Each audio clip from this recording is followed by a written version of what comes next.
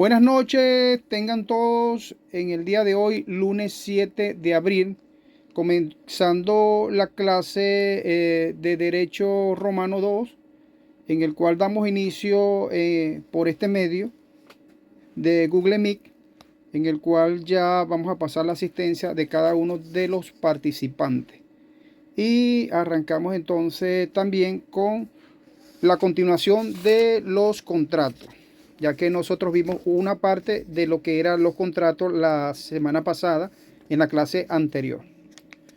Ok, vamos a pasar la asistencia en este momento para dejar constancia de la asistencia de ustedes y así no tengamos problemas o inconvenientes en cuanto a la asistencia. Ok, Aguilar Gilaber Alexandra Rockmar.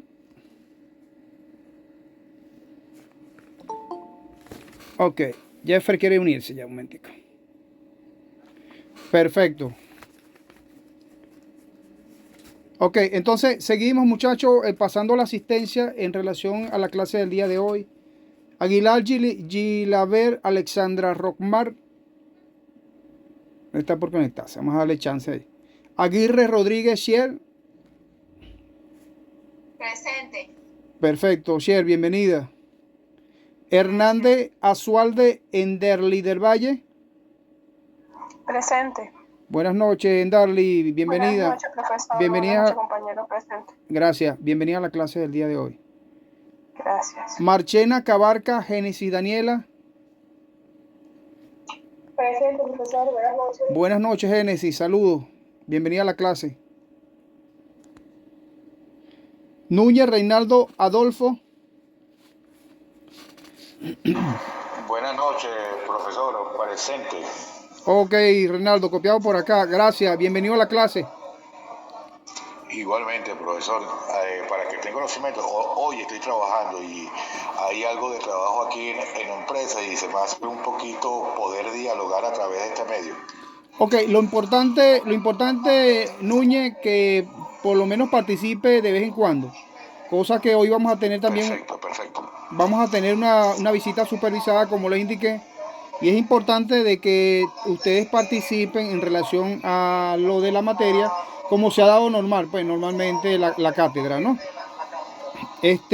La clase anterior nosotros hablamos de los contratos, ¿verdad?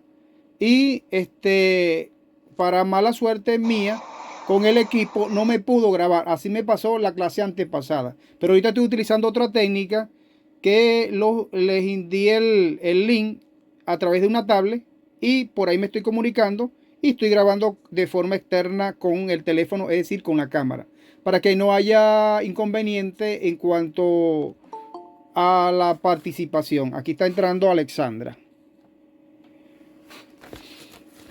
Buenas noches, Alexandra. Adelante. ¿Cómo está? Bienvenida. Buenas noches, profe. ¿Cómo está? Bien, bien. Ya estamos ahorita pasando la asistencia. ¿Sí? Presente. Ok, muy bien. Tomado en cuenta por acá. Habíamos quedado con el amigo Núñez Reinaldo Adolfo, que dijo presente y iba a estar un poquito complicado allí. Nosotros entendemos esa situación. Ok. Sánchez Blanco Jafre Alexander. Presente, profesor. ¿Cómo está Jafre? Saludos. Saludos, hermano. Muy bien. Bienvenido a la clase. Gracias. Ok. Vareles Delgado Anderson Alfredo.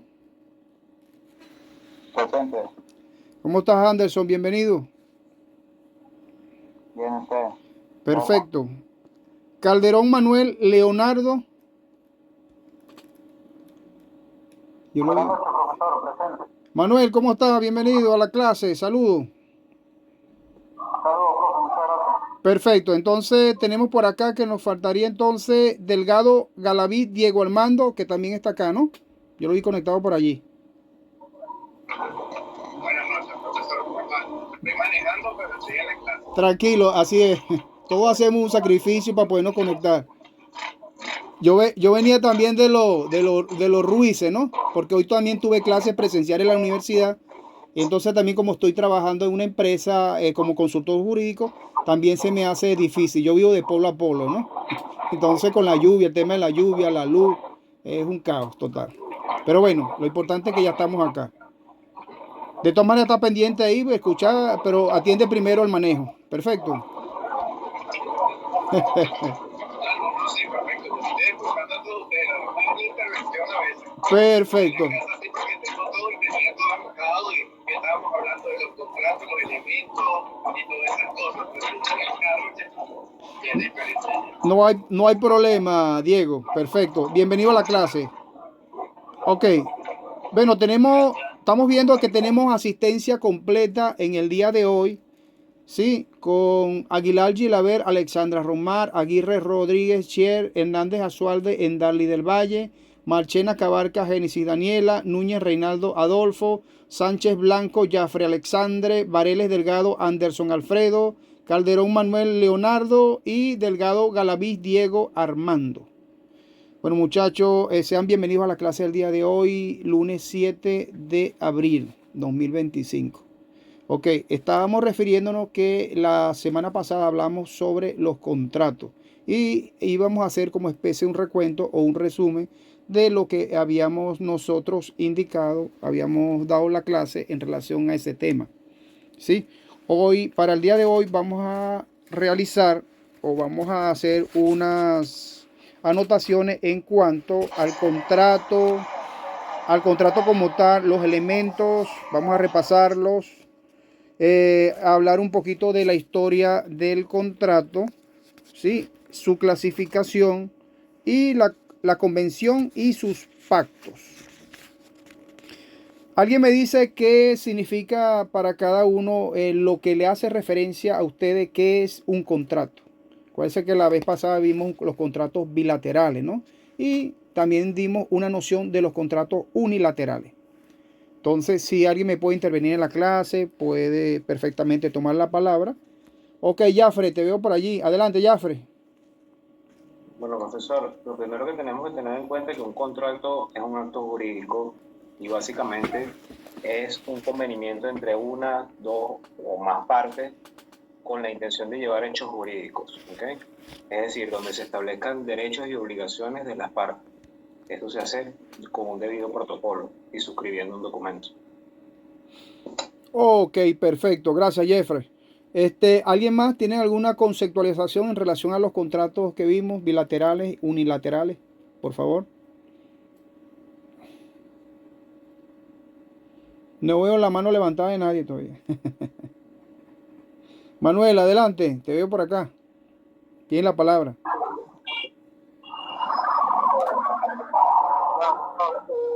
El contrato es un pacto en el cual se expresa la voluntad de cumplir con condiciones o acuerdos. Ok, perfecto. ¿Alguien más quiere intervenir en la clase? Sí, profe. Como dijo mi compañero Manuel, los contratos bilaterales son aquellos que tienen ambas partes, adquieren obligaciones recíprocas, mientras que los unilaterales es una sola persona que adquiere la obligación. Es correcto. ¿Quién me habla por ahí, Sher? Sí. Ok, Sher. Perfecto, perfecto. ¿Están de acuerdo con lo que están diciendo sus compañeros? Ok, perfecto. ¿Alguien más tiene alguna opinión diferente o similar?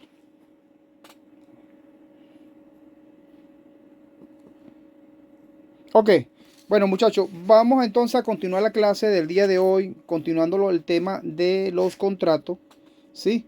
En el derecho romano. Vamos a ubicarnos en el tiempo, en el espacio, es decir, en lo que eran los contratos en el tiempo romano. Asimismo, tal cual como ustedes los han definido, un contrato es un convenimiento entre dos o más personas, ¿sí? Ese es el contrato bilateral. Y el unilateral es el que se da a través de la decisión de una sola persona. Este contrato tiene que tener un consentimiento, ¿sí? Expreso de las personas, en el caso de que sea bilateral. Y el unilateral, bueno, nada más el consentimiento de la persona que es una sola, ¿no? Se da y se paga el vuelto, como dicen por allí. Es un contrato único. Estos contratos, a su vez, tienen unos elementos. ¿Alguien quiere intervenir? Ok. Ok, Yo quería preguntarle algo. adelante. El contrato unilateral se encarga de una sola. Me estaba explicando ahorita, ¿no? Sí, es Y la correcto. otra persona, o sea, no tiene nada que ver. No, porque podría ser que tú mismo hicieras un contrato a favor tuyo. Es decir, podrías fungir como persona natural y a su vez como persona jurídica, pero de una forma unilateral, donde tu decisión sea la única que vale en ese sentido, porque no vas a contratar con más nadie. Es decir, tú vas a contratar con una empresa tuya, ¿sí? Usted como Ok. persona natural podrías contratar con una persona jurídica en este caso, ¿no? Se podría dar de esa forma. Y en cambio, los bilaterales, si hay consentimiento de las dos partes, tiene que haber consentimiento de las dos partes, ¿no? Y, Perfecto. el objeto de la cosa, es decir, del bien que ustedes procuran obtener a través de ese contrato, es decir, el objeto del contrato. Sí, y por supuesto que tienen que percibir algo a cambio para que se pueda perfeccionar el contrato. Ok, Ahora sí entiendo. ok, perfecto. Tenemos entonces de estos contratos unos elementos que son importantes. Entre estos elementos tenemos la pluralidad de personas. Cuando referimos a la pluralidad de personas, estamos hablando de muchas personas, ¿no? Un ambiente de muchas personas que se reúnen o se ponen de acuerdo para establecer un contrato de algún tipo y en el cual tengan un interés común. ¿Sí se entiende eso?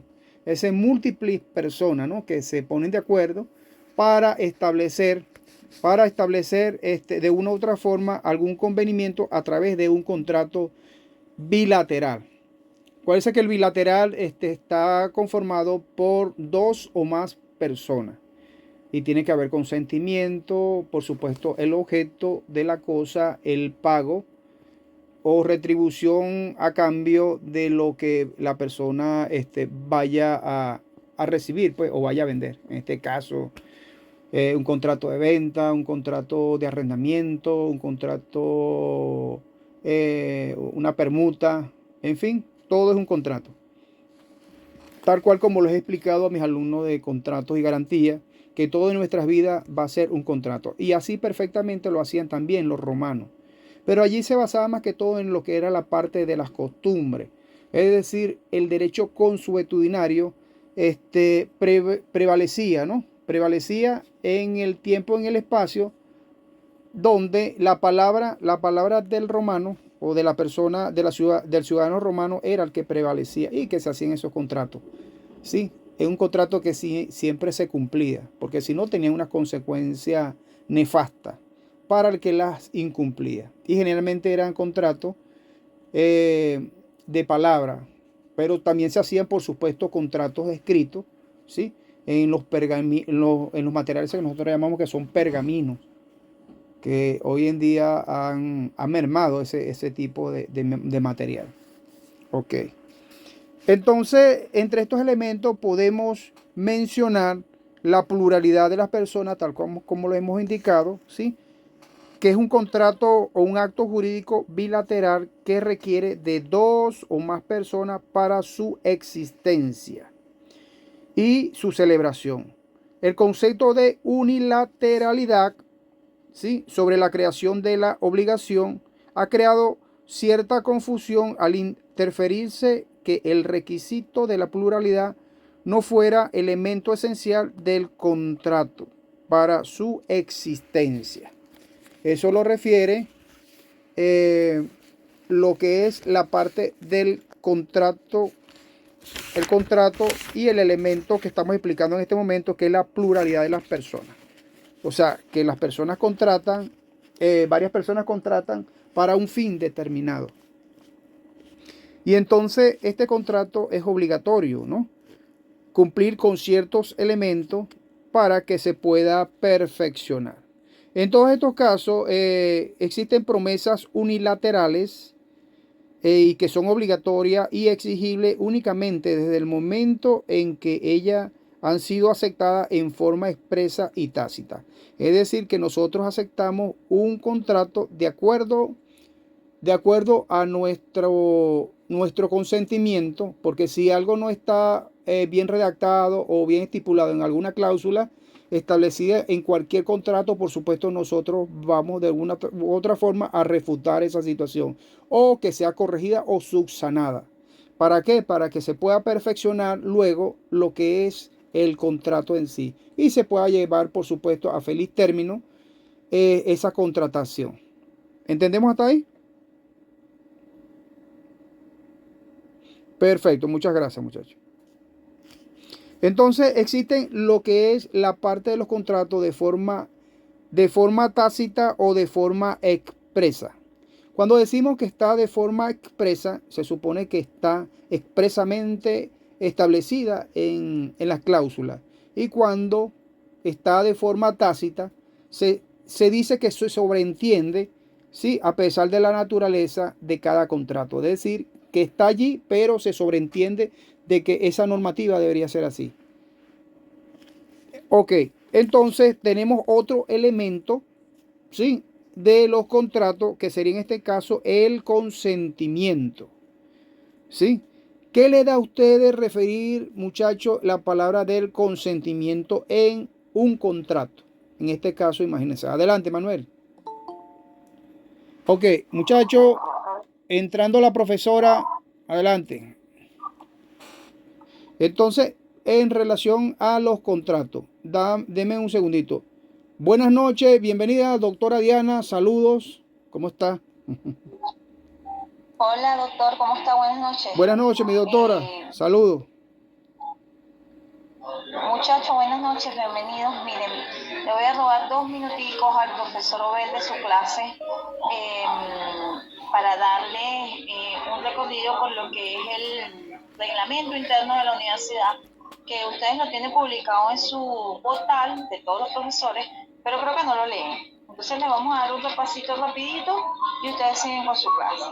Lo más importante que tienen que saber y que ahorita estamos enfocándonos bastante y que me van a ver en varias clases es la asistencia, ¿ok? La asistencia a las clases online es obligatoria, independientemente de que sea un sistema online, ustedes deben asistir a su clase. Las clases son sincrónicas con el docente, ustedes deben conectarse a la hora de las clases. No está permitido ni por ustedes ni por el docente modificar la hora de clase. Con respecto a la asistencia, el 30% les hace perder la materia, ¿ok? Si son 20 clases, 20 semanas que dura el semestre, con 4 en asistencia, el 25% pierden la clase, ¿ok? Por otro lado, orientarlos un poquito, profe, que es como, sí, ustedes son Romano 2. Romano 2, profesor. Si no saben, ustedes para cada periodo académico, sea fase A, sea fase B, ustedes tienen un máximo de unidades de créditos a inscribir, que es 24, y un mínimo, que es 9. ¿Qué les recomiendo? Muchachos, no estén cabalgando materias de una fase a otra por adelantar, porque de luego se encuentran con el problema de que es que no me abren la fase, la materia no está, me prela con la otra, ¿sí? Y porque ahora vamos a ser un poquito más rigurosos con esto de las unidades de crédito. Hasta 24 unidades de crédito por cada fase. Lo mismo para los veranos. Por otro lado, les quería recordar también que ustedes deben, la evaluación que ustedes tienen con todos los profesores, tiene que ser constante y acumulativa, es decir, tienen que presentar todos los hilos, tienen que presentar todas las tareas, ¿verdad? Para que esto no les quite nota, porque ella es acumulativa. Y los profesores, ustedes tienen un peso muy fuerte con respecto a su trabajo final y su presentación. Y se les tomará en cuenta, porque no es justo que un alumno que presente trabajo final y presentación pase la materia y sin presentar ni hilos, sin presentar tareas, porque no es, por eso dice el reglamento, la evaluación es acumulativa, es constante. Entonces deben presentar todas sus tareas, todos sus hilos, presentar sus exámenes para poder presentar su trabajo final y su defensa del proyecto. Aparte que si ustedes participan y hacen todas sus cuestiones como es, el profesor les regala 50 puntos, la universidad les regala 50 puntos, ¿sí o no, profesor? Así es, así es. Vemos la motivación. Entonces, y por supuesto, claro que sí. Exacto. Mire, eso era todo lo que les quería decir, lo más resumido posible, porque me queda 2% de pila. Entonces, ¿cuántos alumnos tiene usted en clase, profe? Creo que son 11. No, profesora, tengo hasta ahora 9. 9 nada más, hasta acá. No, Sí, ¿cuántos somos? 1, 2, 3. sí. Bueno, Ya, acuérdense de la asistencia. La asistencia es sí. obligatoria, el profesor la tiene que pasar. Y si alguno pues tiene algún inconveniente, no puede asistir. Inclusive con los bloqueos administrativos, los profesores tienen toda la disposición de atenderlos siempre y cuando ustedes cumplan con sus obligaciones administrativas. Porque una cosa es, profesor, estoy bloqueado porque ya pagué, ¿verdad? Y no me han desbloqueado. A otra cosa, no he cumplido con mis obligaciones de pago y estoy bloqueado. No, deben cumplir con sus obligaciones administrativas con los pagos a la universidad para que no los bloqueen.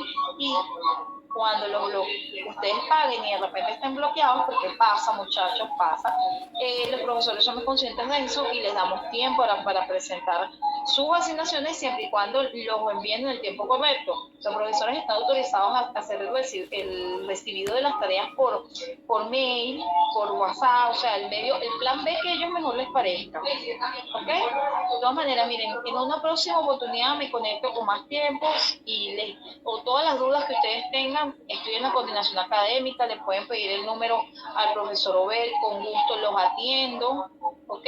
Porque no me queda sino 2% de pila y ya tengo que subir en un yo mismo a mi casa. Entonces lo voy a dejar y que pasen feliz noche. Hasta luego, mi profe, hablamos en la semana. Gracias, mi Feliz profe. noche, niños. Gracias, gracias. Cuando seas bienvenido, ¿yo? Hasta luego, feliz Hasta noche. luego. Gracias, gracias.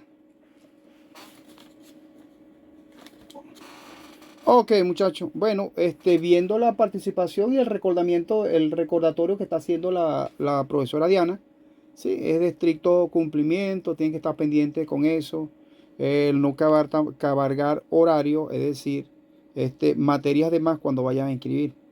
Y nada, vamos a tratar lo posible de dar la clase a la hora, ¿no? Aunque a veces a nosotros se nos hace un poquito complicado, pero sin embargo siempre damos la clase. Y bueno, ya ahorita vemos que tenemos la asistencia completa, ¿sí? Y bueno, continuamos entonces nosotros con nuestra materia de derecho romano 2. Nos habíamos quedado en relación a lo que era los elementos del contrato. Es decir, estábamos hablando sobre la pluralidad de las personas, ¿no? De los que realizaban contratos, que eran múltiples personas, ¿sí? Entonces ya ese primer punto o el primer elemento lo explicamos. Y ahora vamos a pasar lo que es la parte del consentimiento. Justamente en ese momento fue cuando nos quedamos. Y les quería preguntar a cada uno qué significa para ustedes tener un consentimiento en un contrato en el derecho romano. Adelante, Manuel. Doctor, el consentimiento es cuando nosotros expresamos nuestra voluntad de aceptar las condiciones o las obligaciones que se imponen o que se acuerdan en un contrato. También quería aprovechar de hacer dos comentarios más.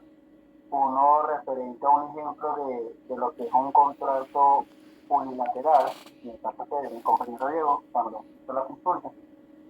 Un contrato unilateral puede ser un testamento, ¿sí? Donde una sola persona expresa su voluntad cuando va a dejar alguna herencia. Y el otro comentario que también quería agregar a la clase, que para el derecho romano era muy importante dentro de los elementos de los contratos, y creo que se lo explicó también en la clase anterior, era la capacidad jurídica, porque en la época de Roma, por decir un esclavo, no podía ejercer ese tipo de actos jurídicos que podía ser un patria familia o un patricio, que eran los hijos de los patrias familias. Y tampoco las esposas podían ejercer ciertos actos, pero estaban limitados para otros. Entonces, bueno, la capacidad jurídica era un elemento bastante importante para la época y que bueno, que aún para nosotros también lo es en nuestro derecho civil. Justamente, gracias Manuel por la participación. Adelante, Alexandra. Ajá, profe, el consentimiento, la misma palabra lo dice, debe ser una voluntad entre las partes. En este caso, cuando existan dos partes. Cuando existe una sola, debe estar la voluntad de la persona libre. No puede estar bajo intimidación o forzada, porque si no, no sería un consentimiento. En el derecho romano se acordaba mucho esta particularidad en que para que pudiera existir el acto jurídico, ambas partes tenían que tener una voluntad tal cual como lo acabo de nombrar, pues que sea libre, que sea voluntaria, que hubiera consensualidad entre la parte dominante. Y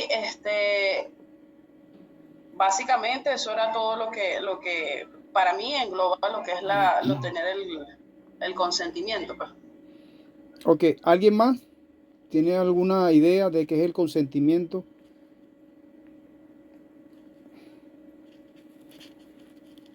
Ok, seguimos entonces. El consentimiento por lo general viene de la palabra consensuado, ¿no?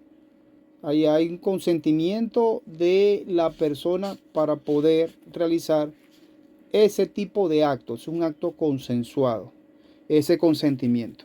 Y entonces otro de los elementos que estamos viendo acá es justamente este consentimiento, ¿no? Como elemento de los contratos. Que existe la pluralidad de personas que proponen por lo general una pluralidad de voluntades. Cuando hay pluralidades de personas, nos estamos refiriendo a pluralidades de voluntades, ¿sí?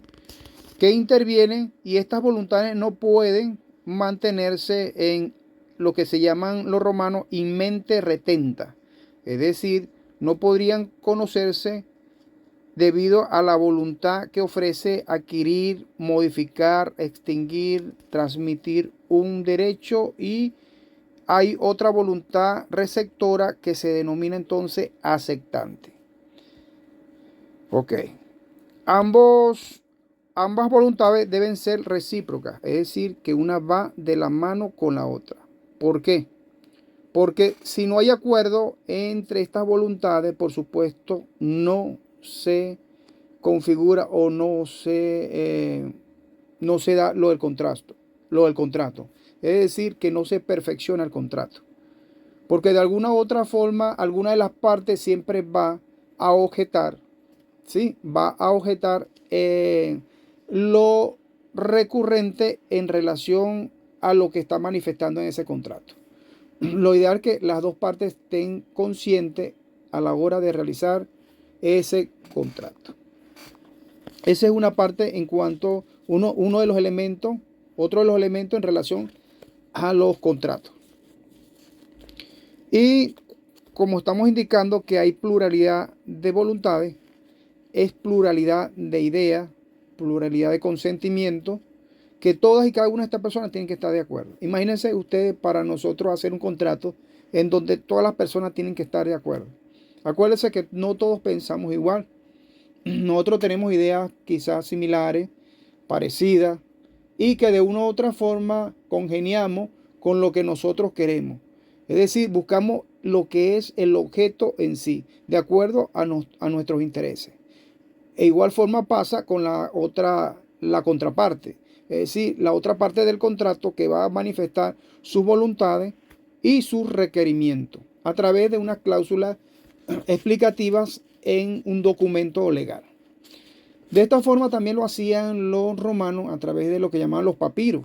¿Sí? Recuerdan que son unos papiros, lo que son lo que hablamos anteriormente, que eran un material que se utilizaba antes, que era, ya, ahorita no me recuerdo. pero más que todo los que eran los papiros donde ellos escribían, ¿sí? Hacían por escrito esos contratos, contratos de tierra, contratos por algún tipo de animales, etcétera. ¿Alguien quiere intervenir? No, profe, yo quería preguntarle, ¿ese no es el papel así como pergamino? Pergamino, es correcto. ¿Cómo es el papiro? El papiro es parecido también al pergamino. Lo que pasa es que se enrollaban como especie en unos rodillos, pero era como más grueso, ¿no? Pero un papel así como un papel tipo moneda, ¿sí? Que existía en la antigüedad, donde ellos generalmente hacían los escritos, incluso lo que es la parte de la historia, todos esos escritos los realizaban o los desarrollaban así, de esa forma, ¿no? Y por supuesto iban a un ente público o una biblioteca pública en donde se encargaban de recolectar todo ese tipo de información. Es decir, el Estado, ¿no? El imperio. Acuérdense que en aquella oportunidad era el imperio romano, el gran imperio romano. Ok, ¿se entiende esa parte? Perfecto, gracias muchachos. Por otra parte, tenemos otro elemento que se llama, y que lo contemplamos la vez pasada y lo referimos, que era relacionado a la capacidad. Ya hemos hablado en relación bastantes veces en relación a la capacidad, ¿sí? Que para que exista el acuerdo de voluntades debe haber un presupuesto necesario. Es decir, que quienes emitan esas voluntades sean capaces jurídicamente, ¿no? Que sean capaces jurídicamente, ¿sí? De obligarse, es decir, de contraer obligaciones. Porque cuando nosotros hacemos unos contratos, por supuesto que existen unas obligaciones tanto para el comprador como para el vendedor, colocando desde ese punto crucial. Entonces cada uno tiene una obligación de cumplir. ¿Para qué? Para que se perfeccione se perfeccione el contrato, ¿sí? Uno tiene unas obligaciones, otro tiene también otros deberes. Por ejemplo, cuando nosotros vamos a comprar, en este caso, ¿qué nosotros debemos de tener? Primeramente, el dinero, ¿verdad? Que vamos a transar sobre la cosa, es decir, sobre el objeto o el objeto que se está requiriendo o la manifestación de voluntad en ese momento. Es decir, que nosotros debemos de tener como comprador el dinero y algunos documentos para perfeccionar esa compra. En sentido contrario, el vendedor también tiene unas obligaciones. ¿Cuáles las obligaciones? De entregarle la cosa en perfecto estado a la otra persona, es decir, al adquiriente o al comprador, para que goce de esa cosa. Y por supuesto, sin menoscabo, por supuesto que en muchos casos existen lo que es la tradición legal o los vicios ocultos. De todas maneras, eso lo van a ver más adelante en contratos y garantías, ¿sí? Que son los vicios ocultos, las convenciones, en fin, toda esa forma característica que reúnen los contratos en esa materia.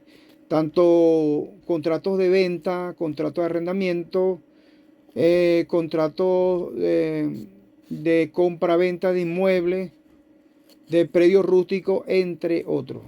Entonces no sabemos qué hay detrás de toda esa situación. Para eso existe lo que es la tradición legal. Es decir, buscar los antecedentes de dónde nació esa situación. Es decir, ese bien o lo que vayamos a vender o adquirir, para después que nosotros no tengamos ningún tipo de problema en cuanto a la adquisición. Porque una vez que nosotros adquiramos la cosa, prácticamente estamos así como amarrados de mano, ¿no? Al menos que impugnen ese contrato o vayan en contra de la persona que le vendió por de repente que tenga algún tipo de vicio oculto. Pero también es un poco rudo porque tienen que ir a juicio, tratar de demostrar todas esas circunstancias, ¿sí? Y entonces, imagínense usted perder el tiempo tanto en el juicio como realizar una denuncia en relación a todos estos hechos. Pero sí es procedente, por supuesto, ¿sí? Si tienen todas las pruebas, por supuesto que es procedente y que de por sí la van a ganar. Entonces, en cuanto a la capacidad, habíamos indicado que estas voluntades deben haber, por supuesto, un presupuesto necesario quienes emitan estas voluntades, ¿sí? Y para eso tienen que tener, que sean capaces jurídicamente en cuanto a sus obligaciones, que es lo que estamos explicando, que cada uno tiene que tener unas obligaciones. Hay obligaciones para el comprador, hay obligaciones para el vendedor, y así sucesivamente cuando se trata de contrato. Existe también una capacidad de hecho, ¿sí? Y de derecho. Ya nosotros estudiamos estos casos de incapacidad, ¿sí? Referido a lo que vamos a llamar un infante, un pupilo, un pródigo, lo que eran las mujeres, los curados, enfermos mentales. Esto lo vimos ya en materia de derecho romano 1 y por supuesto todavía sigue vigente todo lo que es la parte contractual hasta el día de hoy. Y fíjense que lo que es la parte contractual nosotros la tratamos básicamente en relación al contenido estipulado en nuestro Código Civil venezolano. ¿Se entiende hasta ahí la capacidad, muchachos? Ok, ¿alguien quiere intervenir en relación a la capacidad? Decirme algo en relación a la capacidad jurídica de este elemento que es tan importante, ¿no? En los contratos. ¿Alguien levanta la mano? Bueno, profesor. Manuel, dime. Sería interesante ubicar, bueno, por lo menos me llamó bastante la atención ahorita que usted menciona. Está la capacidad jurídica de hecho, de derecho, y que me llamó la atención bastante. Que ahorita bueno, y la clase pasada, y ahorita recuerdo aún más que sí lo explicó, el tema de la capacidad, de la obligación que tiene el comprador y el vendedor. Desde ese punto de vista, realmente no lo había visto, y por eso entonces me llama bastante la atención conocer cuando la capacidad jurídica es de hecho, de derecho, y pues poder entender esa clasificación o por lo menos identificarla. Ok, cuando existe esa capacidad jurídica de derecho es que está ajustada sobre todo a las normativas, ¿no? Legales. Y de hecho es un contrato que está establecido entre las dos partes, es decir, que existe. Acuérdense que la existencia del contrato tiene que, por supuesto, acuérdense que los contratos tienen que existir. Es decir, si no existen, lo que no existe nosotros no lo podemos probar, al menos que de alguna u otra forma tratemos a través de los pasos de los métodos científicos y demostrar que realmente ese contrato existió. Asimismo, en esa particularidad existe lo que es la parte del derecho y la parte de hecho, ¿sí? En cuanto a, por supuesto, al consentimiento de ese contrato. Entonces, por eso existen esos ciertos elementos, ¿sí? Que tienen que perfeccionarse para que se dé un contrato. Así como existe la tipicidad jurídica, que existen ciertos elementos para que se configure un delito. Es algo parecido, en este caso, por supuesto, en materia civil. Y que lo hemos estado viendo desde la época de los romanos, cuando ellos hacían ese tipo de negociaciones, hasta el sol de hoy, que se mantiene, por supuesto, vigente en nuestra normativa legal. Sobre todo lo que establecen contratos mercantiles, contratos civiles, ¿sí? En el contrato mercantil, sobre todo lo que estipula el código de comercio, ¿sí? Y los contratos civiles, ¿sí? De cualquier índole, bien sea arrendamiento, como le dije, contratos de compra-venta, están estipulados en la parte del Código Civil. Todo lo que habla de contratos. Y es una materia bastante extensa. Contratos, garantías, ¿sí? Entonces, en relación a toda esa parte de hecho y derecho, está relacionada con esas normativas, ajustados justamente a la ley. Porque si no existe un contrato, nosotros debemos buscar la forma cómo probarlo. no es que seamos científicos, pero generalmente nos dice la norma que nosotros debemos probar, ¿no? De que existió ese contrato, ¿sí? Para nosotros tener la prueba suficiente y más adelante si requieren algún tipo de demanda por daños y perjuicios o por incumplimiento de contrato, por supuesto lo podemos hacer, pero con prueba en mano, ¿no? Acuérdense, nosotros, a medida que nosotros probemos, por ejemplo, nosotros vamos a un tribunal, hay gana, por supuesto, y tiene más opciones la persona que prueban más. Saber probar en un tribunal, en un juicio, es importante nosotros saber probar. Porque si nosotros no tenemos la prueba en mano, todo va a ser como un cascarón vacío, ¿no? Como dicen por ahí, un pote de humo. Y que a la final todo se va a caer. Y entonces implementamos una serie de normativa o denuncia o algún tipo de acción, bien sea de repente que realicen algún tipo de impugnación o quieran demandar por algún tipo de retracto de algún contrato. Y entonces si no tienen las pruebas suficientes, ya verán que van a pasar bastante trabajo, bastante trabajo. Entonces es también preferible acatar todas y cada una de estas situaciones y por supuesto en lo posible tratar de solventar en el momento y no dejar que pase a los órganos jurisdiccionales. Lo más bonito siempre es que las cosas se resuelvan entre las dos personas, es decir, las partes en los contratos entre los contratos bilaterales. Entre los contratos unilaterales, por supuesto que la voluntad va a ser una sola, o sea, de una sola persona. En cambio, cuando hay múltiples pensamientos, múltiples ideas, múltiples consensualismo, vamos a estar un poco complicados, porque no todos van a estar de acuerdo al principio en alguna u otra forma de alguna cláusula establecida en un contrato. Y entonces, por ende, por supuesto, van a tratar en lo posible de enmendar o subsanar esa situación a conveniencia de las partes. Porque en un contrato se supone que nadie pierde, ¿no?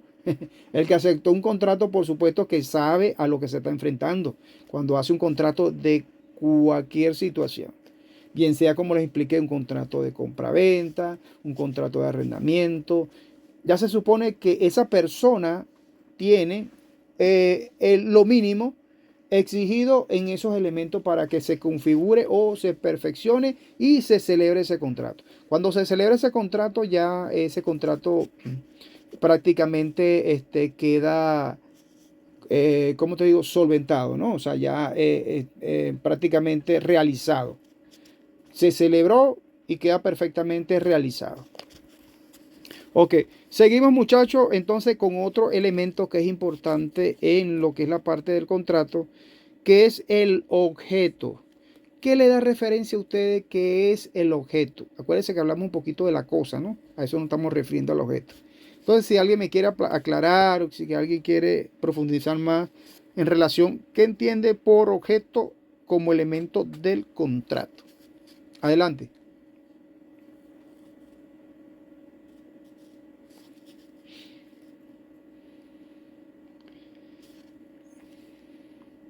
Profe, el objeto sería sobre el cual recae el acuerdo entre las partes. Es decir, como el bien o el derecho o el servicio que los está intercambiando las personas en el momento que realiza el contrato. Ok, perfecto, Sher. Ok, y el objeto en sí está relacionado con la cosa, ¿no? Correcto. Ok, la cosa es el objeto entonces. ¿Están de acuerdo, muchachos?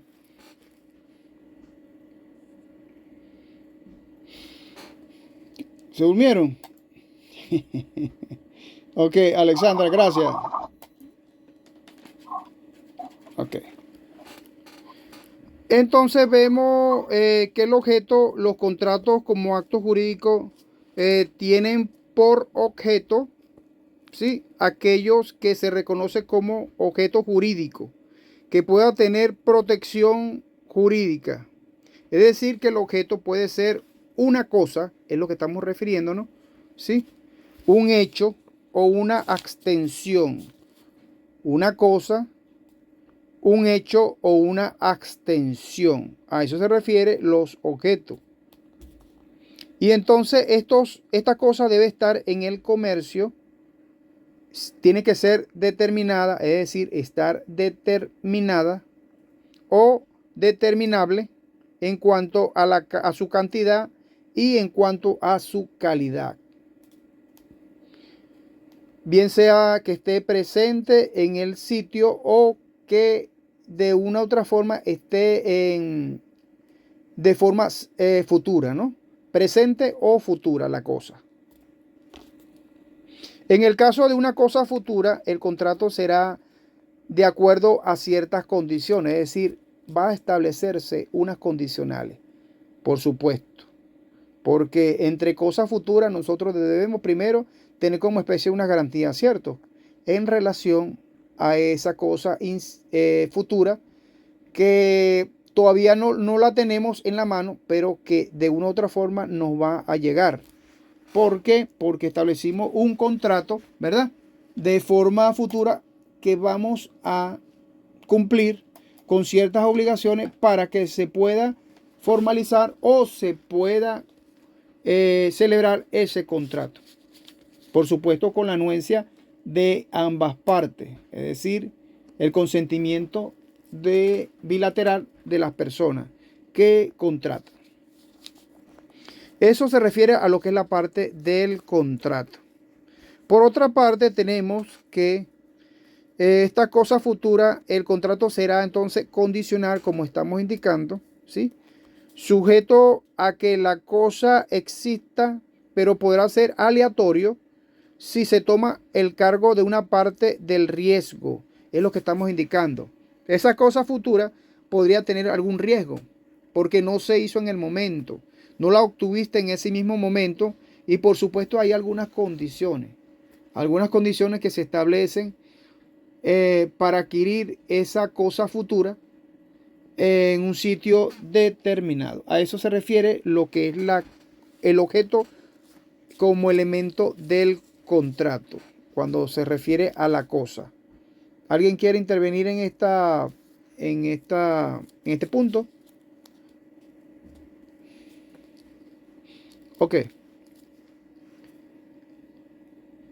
¿Tiene una duda, Alexandra? Adelante. ¿O una interrogante? No, profe, ninguna duda. Como vi un muñequito ahí pensativo que mandaste. Pensando lo que está diciendo. Ah, muy bien. Gracias. Acuérdense que todo nuestro derecho yace desde la época de Roma hasta la fecha, ¿no? Actualmente. Con muchos cambios que se han realizado actualmente.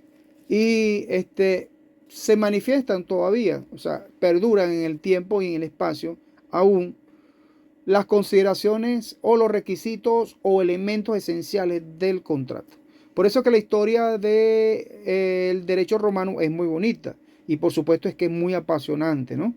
Meterse en lo que es la parte del derecho romano es al profundizar de toda esa historia, de todas esas, en este caso de nosotros, que nos tocó en este momento hablar del contrato, ¿no? Cómo hacían ellos de esa forma los contratos, ¿sí? Quiénes podían hacer los contratos. Por supuesto, ya sabemos que los esclavos, bajo ninguna circunstancia, podían hacer o podían celebrar un contrato. O también los plebeyos, en aquella oportunidad, pues estaban en las clases pudientes y por supuesto las clases más desposeídas, ¿no? En este caso los plebeyos y los patricios. ¿Han hablado de ellos? Yo creo que lo vieron en el Romano 1. ¿Sí?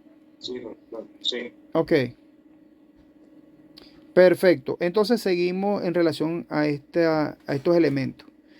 Ya he explicado lo que es la parte del objeto como cosa del elemento de los contratos. Vamos a ver otro requisito que también es importante, que sería la causa. La causa es un elemento también importante en un contrato. ¿Quién más o menos me explica en relación a esa parte de la causa en un contrato. ¿Cómo se configura en esa parte? Adelante. Buenas noches, profesor. Buenas noches, Endali. Saludos, bienvenida. Puede participar. Profesor, la causa sería el hecho que justifica el contrato. Ok, perfecto. ¿Alguien más? ¿Están de acuerdo? Ok, Jafre, adelante. Bueno, profesor, las causas pueden derivar de los motivos o razones que llevan a las partes interesadas a establecer un acto jurídico, ¿no? Ok, Si yo tengo un bien inmueble, yo tengo interés de arrendarlo. ok, Entonces, evidentemente, la causa en este sentido es: yo necesito tener un rédito por el arrendamiento de ese inmueble. ok, Y por ello hago un acto jurídico que es un contrato de arrendamiento del inmueble. ok. Es decir, que sería el motivo. El motivo, pues, con una finalidad en el contrato, que es la finalidad del contrato. Es lo que quiere decir el amigo Jafre. Ok, ¿están de acuerdo con lo que dice el amigo Jafre, Endarli? Es que quiero que me aclare si eso es lo que él quiso decir. Sí, Que sí. si es el motivo. Sí, Ok. viene siendo el motivo, pero acuérdense que en cada contrato tienen que existir, por supuesto, unas obligaciones, ¿no? De ambas partes, ¿sí? Unas obligaciones tanto para la parte A como para la parte B. Llamamos a la parte A como el comprador y la parte B como el vendedor, o viceversa. Acuérdense que el orden de factor en este caso no altera el producto, ¿no? Entonces, cada uno tiene unas obligaciones, una serie de obligaciones que están relacionadas a lo que es la parte de la causa. Y entonces, justamente como lo dijo el amigo Jalfer, como lo dijo Endarli, perfectamente están ajustados a lo que es la parte de las obligaciones que tienen cada una de estas personas. ¿Se entiende allí? Sí, profe. Ok. En el derecho romano vemos entonces que no hay obligación sin una causa. Es decir, los romanos dan a la palabra causa a diferentes interpretaciones como fuente de obligaciones civiles. Justamente lo que estamos hablando. Existen unas obligaciones, ¿sí? Como una formalidad que se perfecciona en cuanto a una convención y para expresar el motivo jurídico del consentimiento que se obliga. Ven que en cada parte tratamos lo que es la parte de las obligaciones, porque tienen que existir unas obligaciones de ambas partes para que se puedan cumplir, por supuesto. Es igual cuando nosotros vamos a comprar, como le estamos indicando, algo, estamos obligados, ¿sí?, a colocar la cláusula de acuerdo a lo que acordamos, ¿no? Y nosotros, por supuesto, somos los que damos ese consentimiento. ¿Qué pasa si de repente nosotros no estamos de acuerdo o no damos nuestro consentimiento en un contrato? ¿Qué pasaría allí? Pregunto yo. ¿Se puede perfeccionar el contrato? ¿Puede repetir la pregunta, profesor? Ok, en tal caso de que nosotros no estemos de acuerdo con las cláusulas o las obligaciones que de ley nos facultan a nosotros para realizar un acto jurídico como es un contrato bilateral, vamos a ponerlo en este caso, ¿verdad? Si yo no estoy de acuerdo con algunas cláusulas en común, ¿sí?, el contrato se podría perfeccionar, se podría celebrar. Es la pregunta. Bueno, sí, profesor. La verdad es que, evidentemente, antes de hacer una firma de un contrato, tiene que haber una revisión de las partes interesadas. No puede haber un establecimiento de un contrato con un carácter leonino en el cual una parte salga perjudicada. Entonces, evidentemente, cualquiera de los dos puede elaborar el contrato, generalmente lo hace la parte mayormente interesada, colocándole un poco el ejemplo que yo daba del arrendamiento. Ok. Yo, como dueño del inmueble, hago el contrato de arrendamiento, pero yo le presento la propuesta o borrador de quien va a suscribir el contrato, porque esta persona también está adquiriendo deberes y derechos.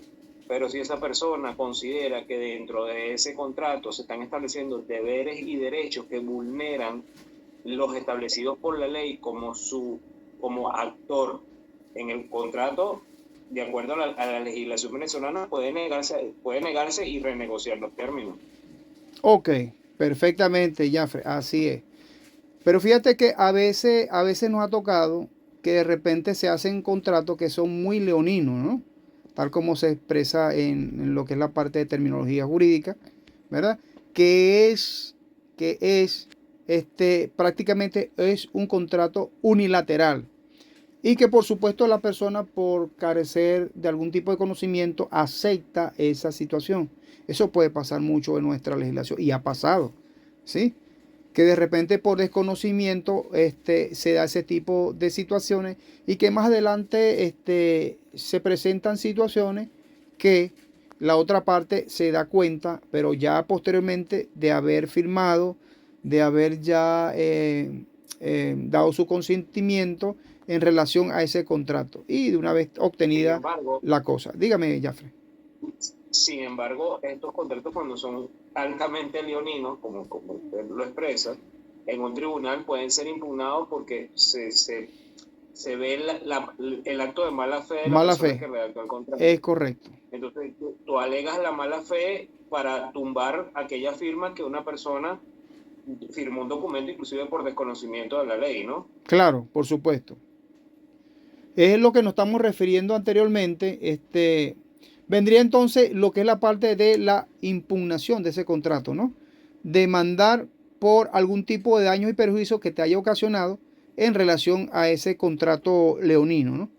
¿Sí? Lo ancho para el vendedor y lo angosto para el comprador. Así funciona esa situación. Pero que debemos estar claros y revisar siempre y estar atentos a esas situaciones. Pero se han dado muchos casos, Jafre, en los cuales, como te indiqué, las personas tratan lo posible o por desconocimiento o porque de repente no tienen los medios suficientes como para realizar o llevarse un juicio, porque de repente le parece que el juicio va a demorar demasiado. Lo ideal es, claro, por supuesto, resarcir toda esa situación, ¿no? A través de repente algún juicio o irnos por otros medios, agotar todas las vías. Acuérdense que tenemos que agotar todas las vías administrativas para luego pasar a las instancias superiores. Y entonces... Por eso que dice que para un adulto el llamar a mi abogado es como a un niño dice, déjame hablar con mi papá y mi mamá, ¿no? Creo que lo más relevante en este caso siempre es consultar al abogado. Es correcto, por supuesto. Se supone que el abogado tiene por lo menos algún tipo de solución jurídica, que es el especialista en esa área, por supuesto, y es el que sabe más o menos cómo va a enfrentar todo ese tipo de situación. Buscarle por lo menos de una u otra forma realizar algún tipo de situaciones para poder enfrentar cualquier tipo de hecho que se les presente. Y entonces, por supuesto, es muy válido lo que ustedes están indicando allí. Y muchas gracias, Jafre y Darly, que están en este punto que estamos conversando en relación a la causa, ¿no? Entonces, entendido este punto, estamos de acuerdo con lo que dice el compañero Jafre y Darly, ¿sí? Perfectamente aclarado. No veo la señal de costumbre. Ok, muy bien, Núñez. Núñez estaba descansando. Núñez, ¿tienes algo que decir, Núñez? ¿Algún comentario en relación a lo que estamos comentando? Solamente estoy de oyente, profe, porque aquí el movimiento está ahorita complicado. Ah, listo. ¿Verdad que me dijiste que estabas también allí trabajando, Núñez? ¿En dónde trabaja usted, Núñez? Industria Venezolana de Cemento, inspector de protección física. Wow, tiene un gran nombre ahí, ¿eh? Está bien, hermano, sigue ahí tranquilo trabajando. Pero está pendiente para las intervenciones. Lo importante es que estás atento con tu clase. Sí, y estoy anotando. Bueno, ya parte de lo que ha ido adelantando fue la clase anterior. Ok, muy bien, Núñez, gracias, de verdad. Entonces, bueno, vamos a ver entonces, vamos a continuar, muchachos, acá en relación a la evolución histórica. Ya vimos un poco la evolución histórica, de dónde vienen esta parte de los contratos, ¿no? Si alguien me quiere echar una historia, contar una historia en relación a la evolución de los contratos, que ya lo hemos indicado en la clase anterior, para ver cómo vamos allí. Adelante.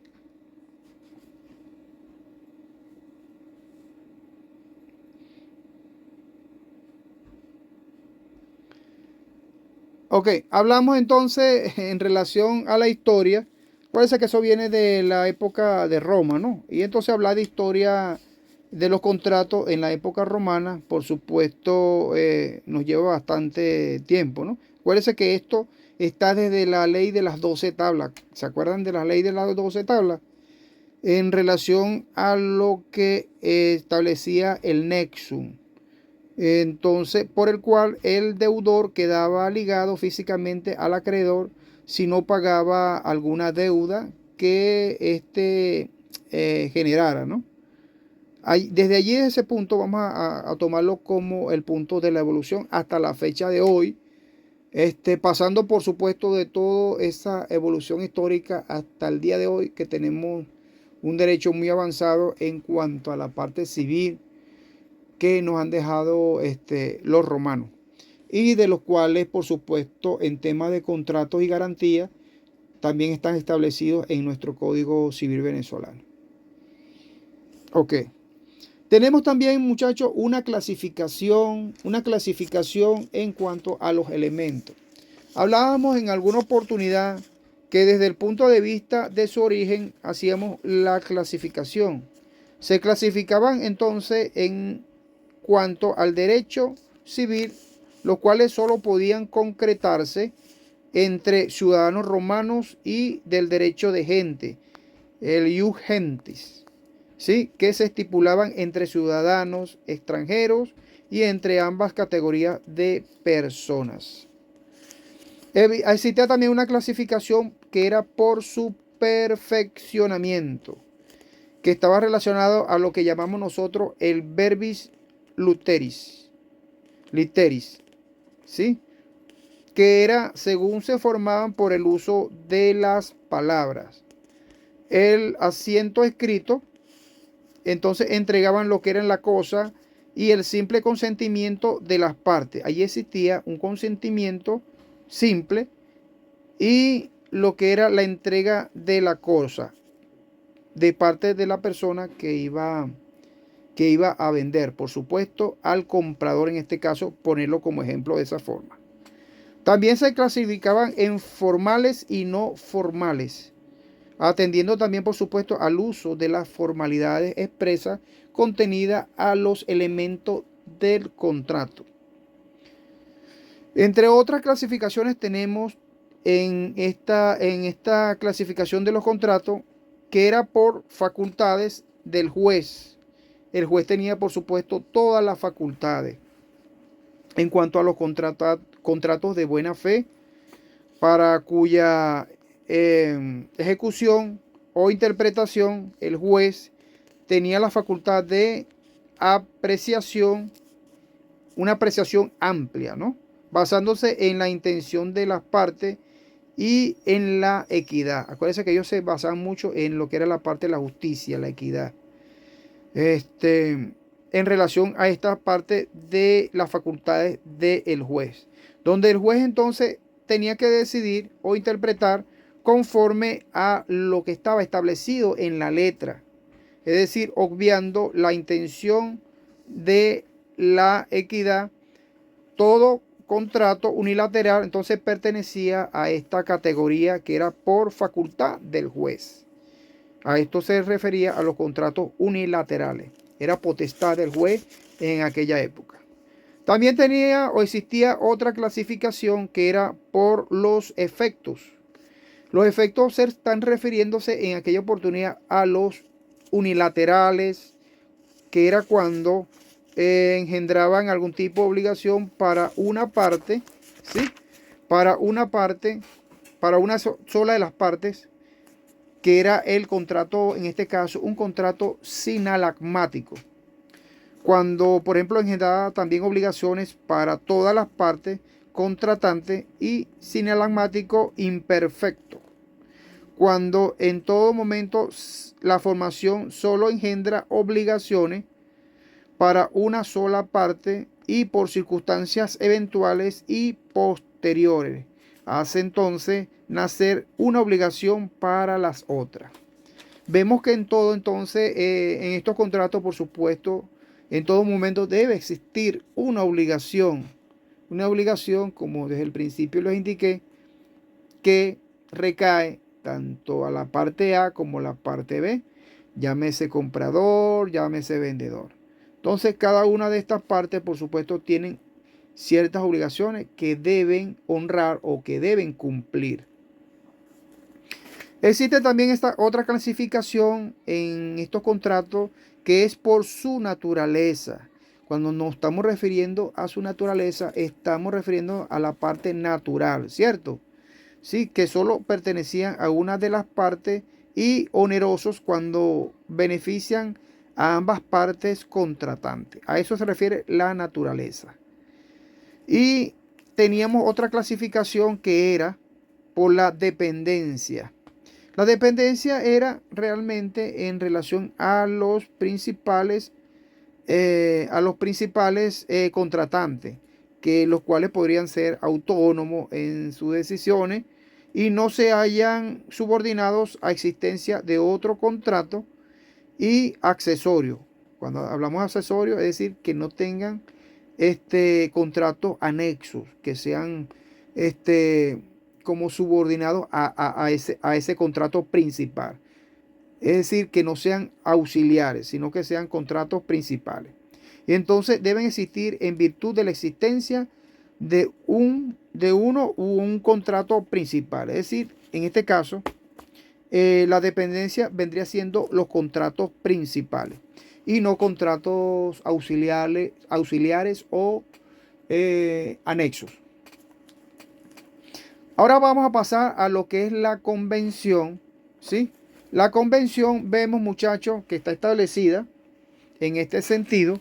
La convención a lo que es que tiene un significado más amplio que el del contrato y que es el acuerdo de dos o más personas en un asunto de interés común.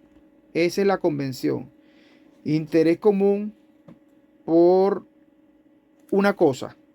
Es decir, la convención no basta para crear obligación, salvo cuando es contrato y que requiere en derecho romano una prestación previa que genere obligación. Así decimos, en este sentido, vamos a ver ahora lo que es la parte de los pactos. El pacto, muchachos, vimos también o referimos que el pacto no era más que el acuerdo o significado del principio del desligamiento de un vínculo de la obligación. Significado al principio del desligamiento del vínculo de lo que es la obligación. Entonces, de esta forma, el pacto consiste en una convención constituida de causa y de nombre que puede, por su naturaleza, producir una obligación.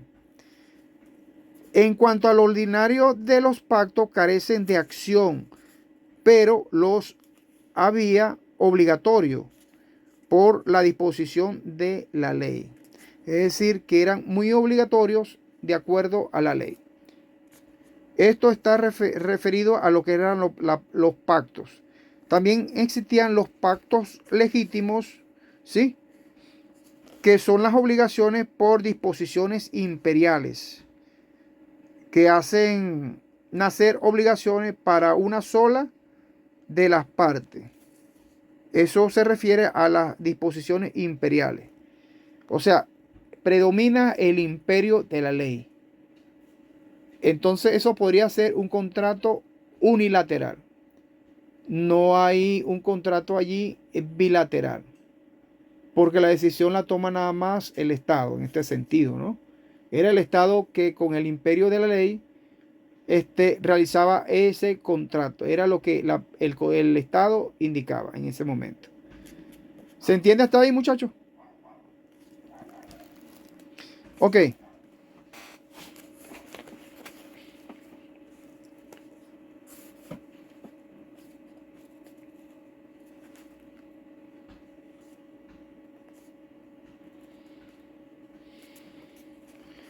Ok, perfecto. Vimos también lo que eran los pactos pretorianos. Si mal no recuerdo, los pactos pretorianos estaban relacionados a lo que era la Constituto, que era una convención por la cual una persona llamada constituyente se obligaba a pagar una deuda preexistente, ya sea suya o de un tercero. Ese era el Constituto. Existía otro pacto pretoriano llamado resecta.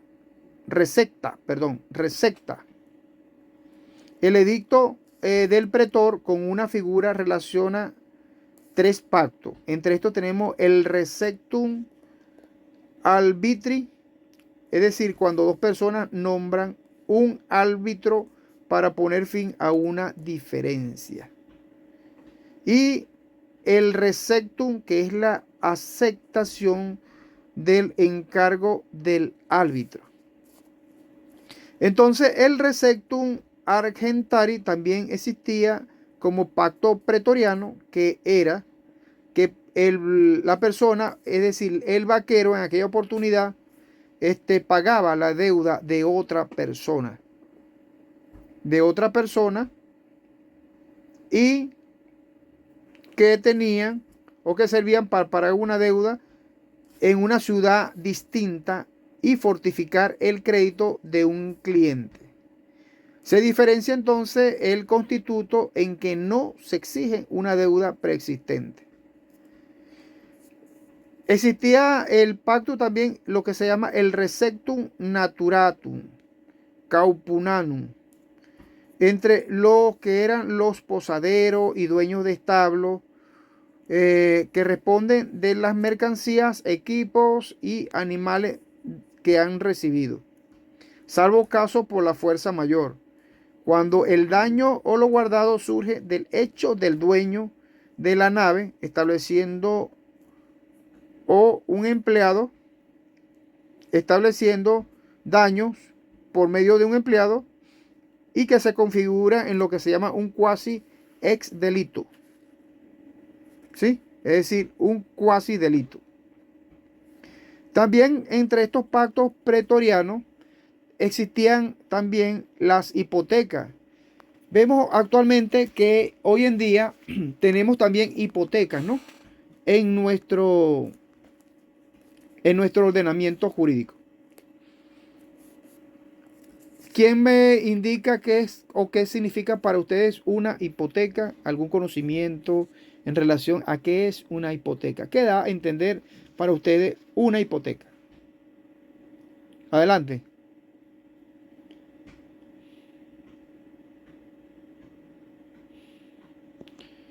Ok.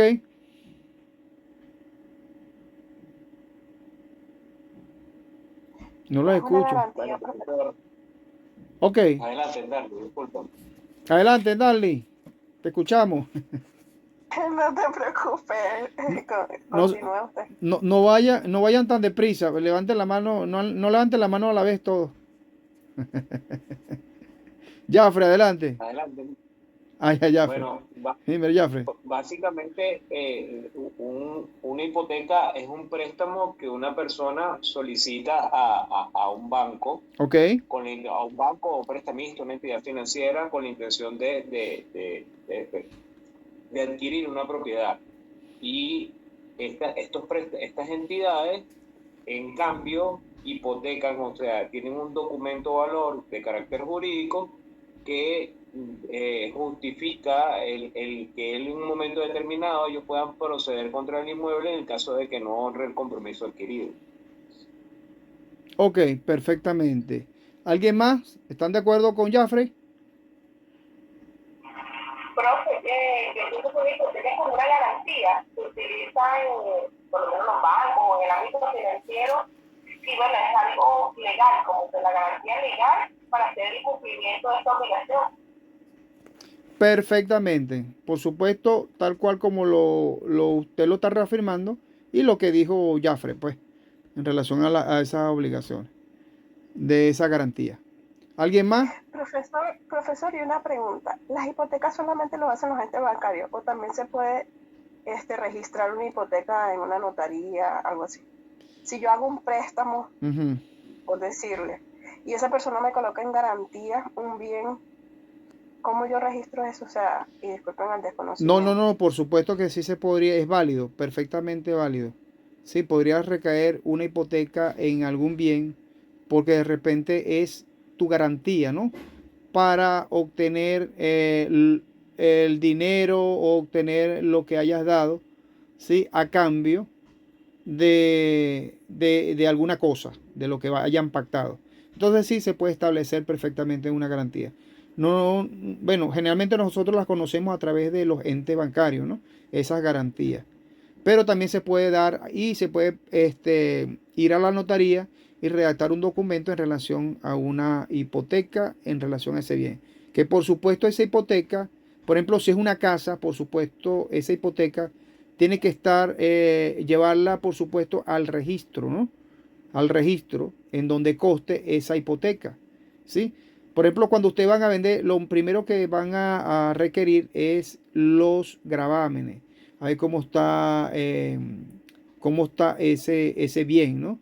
Si en ello pesa algún tipo de gravamen, sí, bien sea por lo mínimo 5 años, los últimos 5 años, últimos 10 años, para que ustedes perfectamente puedan hacer el protocolo del contrato de compraventa, ¿sí? Y se perfeccione y por supuesto que se celebre, es decir, que llegue a su máxima expresión.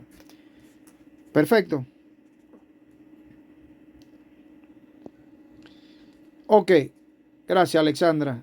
¿Alguien más tiene algún comentario? Cher levantó la mano. Adelante, Cher, que no. Levantaste la mano y dime. Tenía la duda, era como lo que usted estaba comentando, que la garantía para que tenga efecto tiene que estar obligatoriamente registrada. En el caso de hacer un negocio y nada más hacerlo a título personal, o sea, entre privados, por decir así, un documento privado, no, a la hora de una demanda no tiene ninguna validez. Tiene que estar por registro para poder tener una validez y la garantía se puede ejecutar. Perfectamente, porque ¿qué pasa con los contratos privados? A pesar de que son válidos, por supuesto, existe una sentencia del TCJ en relación de que todos los documentos privados, por supuesto, tienen su validez. Lo único es que posteriormente tienen que hacer el reconocimiento de firma, ¿no? Y eso es un juicio, como un juicio breve que se realiza en un tribunal especial en relación a esa materia. Pero entonces, como estamos llenos de tantos conflictos, por supuesto tratamos en lo posible de que eso no se dé.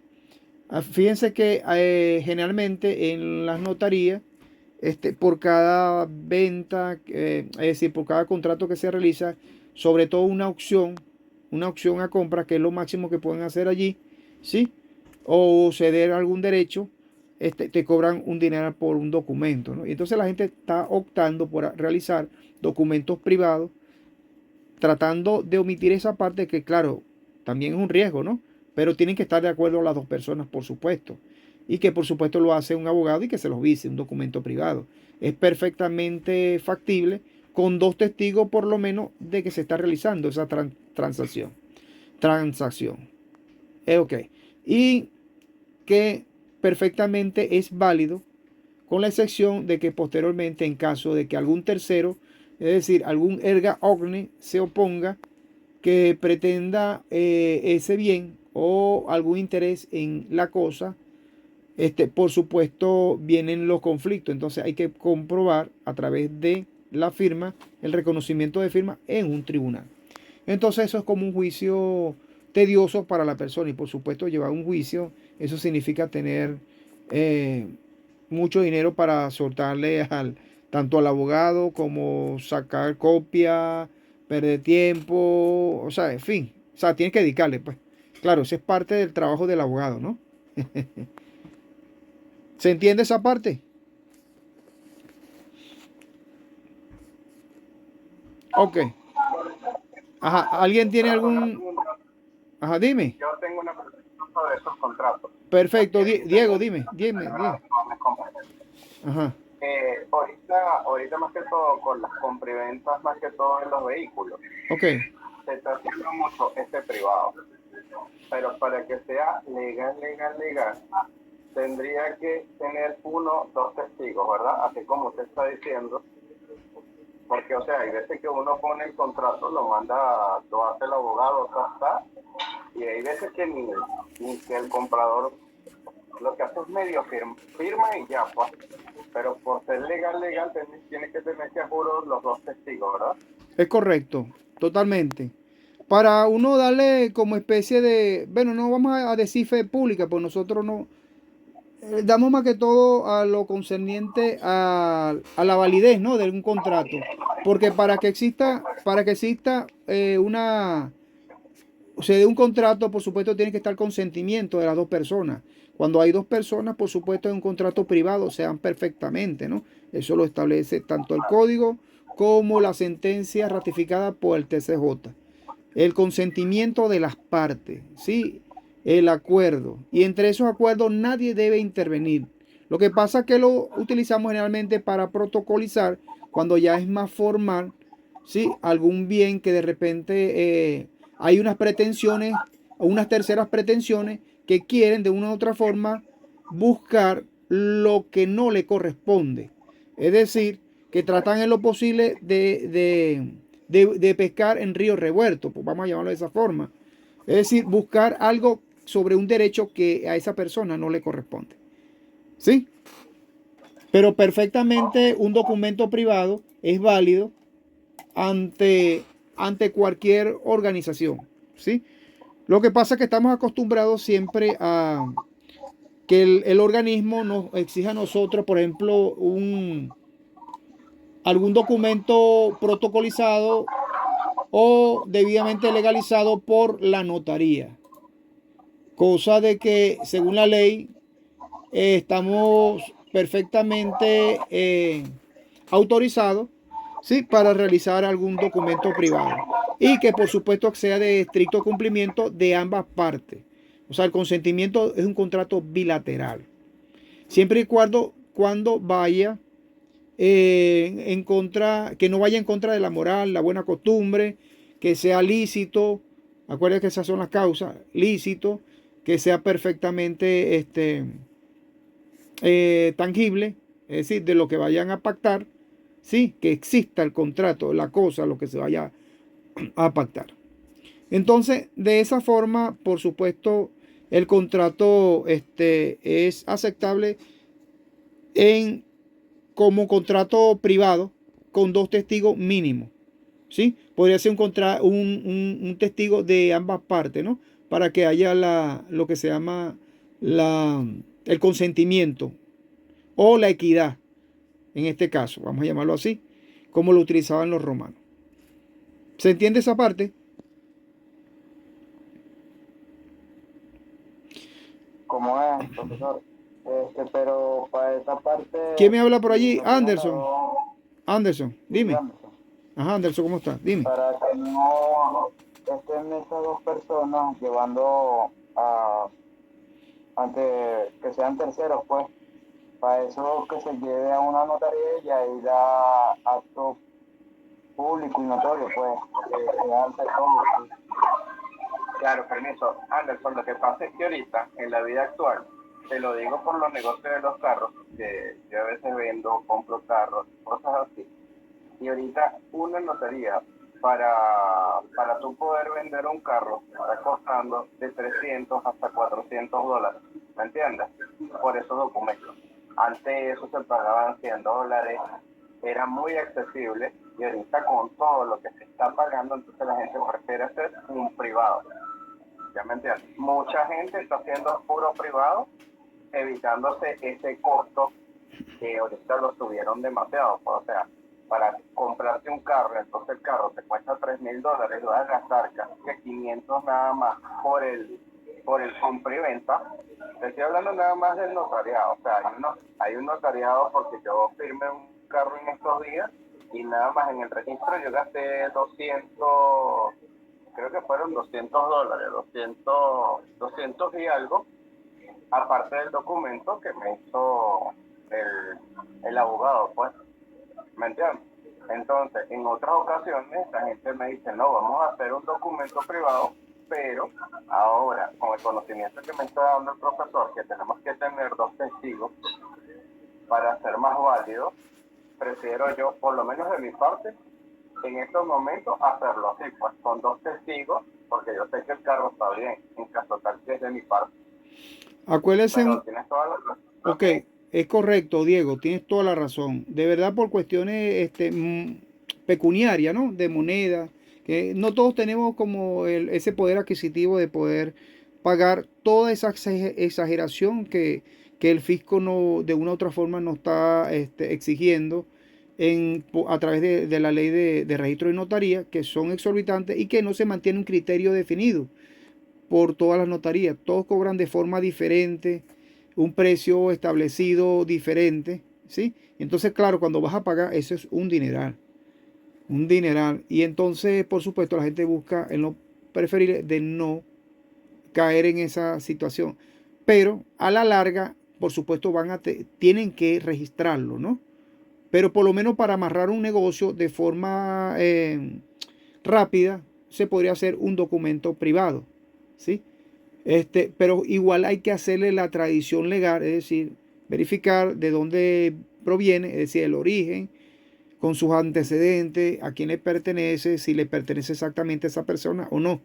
En el caso de un inmueble también es delicado, porque allí habría que indagar en relación a si ese inmueble pesa alguna hipoteca, algún tipo de gravamen que de alguna otra forma te impida, ¿no?, realizar esa venta. Pero perfectamente lo pueden hacer si no hay oposición de un tercero. Pero como le dije, si hay una oposición de terceros, sí, hay que inmediatamente tratar en lo posible de hacerlo a través del órgano público, para que ese órgano público le dé la fe de vida, ¿sí? La fe que necesita, la fe pública, de que realmente se está realizando ese contrato de compraventa. Entonces, ¿se entiende hasta allí, muchachos?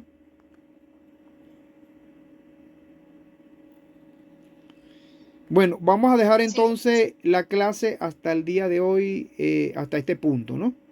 Ya hemos ratificado y hemos esta misma clase, creo que fue la que vimos la vez pasada, y aunado a otros puntos, ¿sí?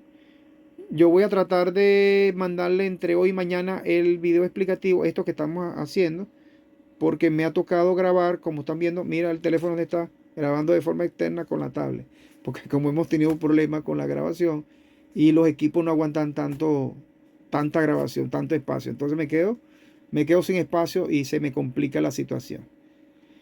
Bueno, muchachos, gracias por asistir y vamos a estar pendientes entonces con las otras actividades. Voy a tratar de enviarle las actividades esta semana para ponernos al día con todo.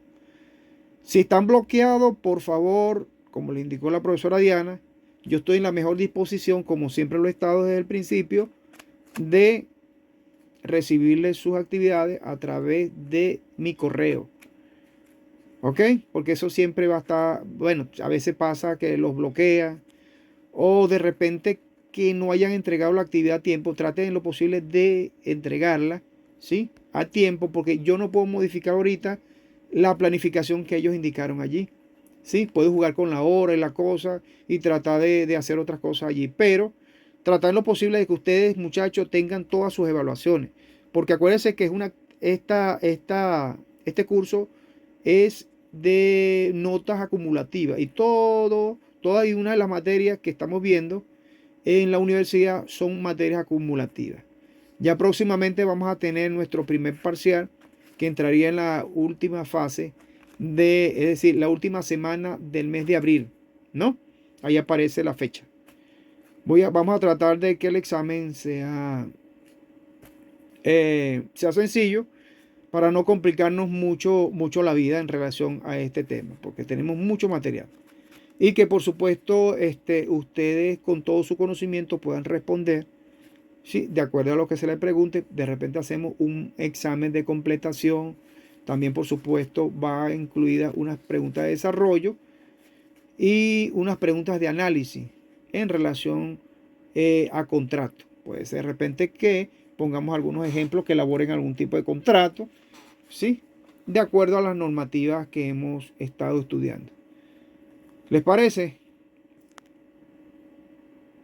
Ok, perfecto. Vemos que ya aquí hay quórum, ya todos levantaron la manito. Bueno, muchachos, espero que estén bien. Terminamos entonces el día de hoy con esta clase. Gracias por su asistencia. Total asistencia completa. Completa. De todas maneras, la vamos a pasar nuevamente para dejar constancia en el video de que exactamente tenemos toda la asistencia. Aguilar Gilaber, Alexandra Rockmar. Presente, profe. Profe, una compañera en Darly se le fue la luz. Ok, no, tranquila. No hay problema. Ya Okay. Andali está en el primer grupo allí. No hay problema. Yo ahorita sí, no hay problema por eso. Ok. Aguirre Rodríguez Sher. Presente. Perfecto, gracias, Sher. Hernández Azualde en Darly del Valle es la que se le fue ahorita la luz. Muchachos, ese es un problema que se nos escapa a todos. También en varias oportunidades se nos ha ido la luz, pero hemos tratado lo posible de solventar y bueno, de alguna u otra forma dar las clases. Dime, Jafre. Sí, profesor, hace un par de minutos te dijo que íbamos a hacer un ejemplo en la elaboración de un contrato. Me surge la inquietud si este contrato que vamos a elaborar está en el marco de lo que es el derecho romano o el derecho vigente. Ok, generalmente cuando yo digo que posiblemente vamos a realizar entre ese contrato, ¿verdad? Es un ejemplo sencillo, o sea, como decir, imagínense que nosotros elaboremos un contrato en el cual nosotros, por ejemplo, yo voy a decir o indico, elabórenme ustedes un contrato bilateral. Bilateral se supone que son varias personas, ¿no? En la cual se planifique o se perfeccione en relación a la compra-venta de un inmueble, en un inmueble actualmente en comparación con el derecho romano. Y entonces más o menos ustedes van a establecer, porque prácticamente viene a ser las mismas prerrogativas, los mismos elementos del contrato. Y por supuesto deben establecer cada una de las cláusulas que establezca ese tipo de contrato en este sentido de compraventa. Si les voy a decir un contrato, elabórame un contrato de arrendamiento, ya más o menos ustedes saben que es el arrendador, el arrendatario, y establecen sus cláusulas, como si estuviesen haciendo un contrato normal. Eso lo pueden hacer, eso no es nada del otro mundo, o sí. ¿Les parece muy difícil realizar o elaborar un contrato? Jafre, dime. No hablaba de si es difícil o no. Lo que quería era saber si lo íbamos a hacer en qué contexto. Pues, si de acuerdo al Código Civil o el Código Civil romano. Pues. No, Jafre, vamos a tratar de hacerlo de acuerdo al Código Civil.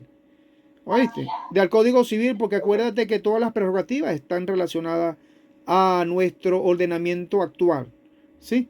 Entendido. Porque hemos estado viendo todo lo que es la parte de la historia para que ustedes más o menos tengan una idea cómo nosotros debemos elaborar un contrato. ¿Sí? Cómo es un contrato bilateral, un contrato unilateral, bilateral, un contrato oneroso, ¿sí? Que es un contrato gratuito. Entre estos contratos gratuitos vemos que es un contrato de donación en tal caso, ¿no? Inmediatamente le da la idea que es un contrato de donación, ¿verdad que sí? Entonces, en ese sentido, nosotros debemos elaborar un contrato de acuerdo a las instrucciones del profesor. Por eso no hay mayor inconveniente. Y un poquito de teoría que vamos a indicar como conceptos, definiciones, algún tipo de clasificaciones, elementos, un poquito de análisis de cada cosa. ¿Sí? Entendido. Ok, perfecto. Vamos a seguir entonces pasando la asistencia. Marchena Cabarca, Génesis Daniela. Ok. Creo que también se le fue la luz porque ya estaba por acá. Núñez Reinaldo Adolfo. También estaba por acá. Presente, profesor. Ah, ok, Adolfo. Gracias. Ok, profe. Sánchez Blanco, Jafre Alexander. Ya está por aquí Jafre. Gracias, Alexander. Vareles Delgado, Anderson Alfredo. Presente. Gracias. Calderón Manuel Leonardo. Presente, profesor. Gracias, Manuel. Delgado Galaví Diego Armando. Ok. Gracias, Diego. Bueno, muchachos, con esta asistencia damos por terminar la clase del día de hoy. Espero que tengan buenas noches, que descansen y nos vemos la próxima clase de Dios mediante. Vamos a estar pendientes con los trabajos. Acuérdense que si tienen alguna novedad en relación a que están bloqueados, por favor me lo hacen llegar a través del grupo, ¿sí? El grupo de WhatsApp, para yo tratar en lo posible de solventar por mi cuenta y darle la respuesta debida a tiempo. No dejemos que las cosas se nos vengan a última hora, ¿sí? Porque después ya de verdad que no lo voy a poder ayudar. Trato lo posible de ayudar todo lo que se pueda. Bueno, muchachos, Dios me lo bendiga. Nos vemos próximamente la semana que viene. Feliz noche y que descansen. Hasta luego. Hasta luego, profesor. Feliz noche. Hasta luego. Feliz noche, profesor. Que descanse.